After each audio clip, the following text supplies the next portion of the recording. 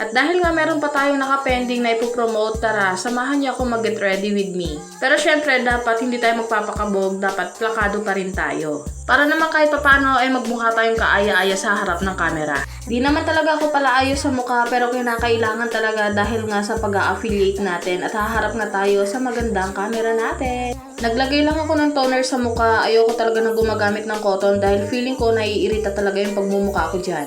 Walang pakialamanan, kanya-kanya tayo ng diskartehan. Buti na lang nabawasan na yung assignment ko pero may natitira pa akong 2 product. Paano ba naman kasi hindi ako makapag-focus mag-shoot ng mga product dahil nga may junakis akong inaalagaan kaya sa gabi lang talaga ako bumabawi. Ilang weeks nga din akong hindi nakapag-upload kay TikTok kaya naman talagang bumaba yung sales ko kaya ngayon babawi tayo. Una ko nga munang tatapusin yung mga assignment ko kay TikTok nang sa ganon ay hindi nga bumaba yung ratings natin sa mga seller at patuloy pa rin tayo makakatanggap ng free sample. Napag-isip-isip ko nga na magtatambak na lang ako ng mga videos ko sa draft para naman sa ganon ay upload na lang ako ng upload. Napapaisip din ako kung gusto ko mag UGC creator kaso nga lang yung camera ko hindi pa sapat be. Kailangan kasi kapag ka nag UGC ka be, malinaw yung camera mo, hindi pwede yung malabo. Para naman sa ganon ay habang nag-a-affiliate ako ay may pagkakakitaan pa rin akong iba. Nag-research nga ako about dyan sa UGC na yan and talagang nakaka-challenge siya be. Wala naman siyang pinagkaiba sa pag-a-affiliate kaya lang dapat talaga lumabas yung editing skills mo dyan. Pero syempre bilang tao tayo at marami tayong pangangailangan, i-go natin yan.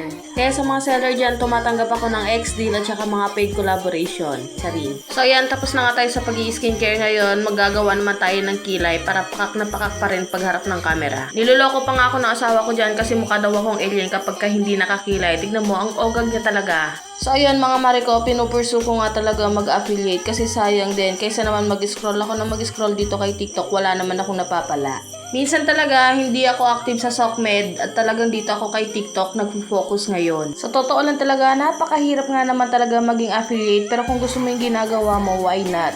Kailangan talaga dito focus, time, idea, at higit sa lahat nga ay effort. Kaya sa mga nagbabalak mag-affiliate dyan, tanungin nyo muna yung sarili ninyo kung gusto ninyo yung ginagawa ninyo. Wala namang sapilitang nagaganap dito, talagang tiyagaan lang.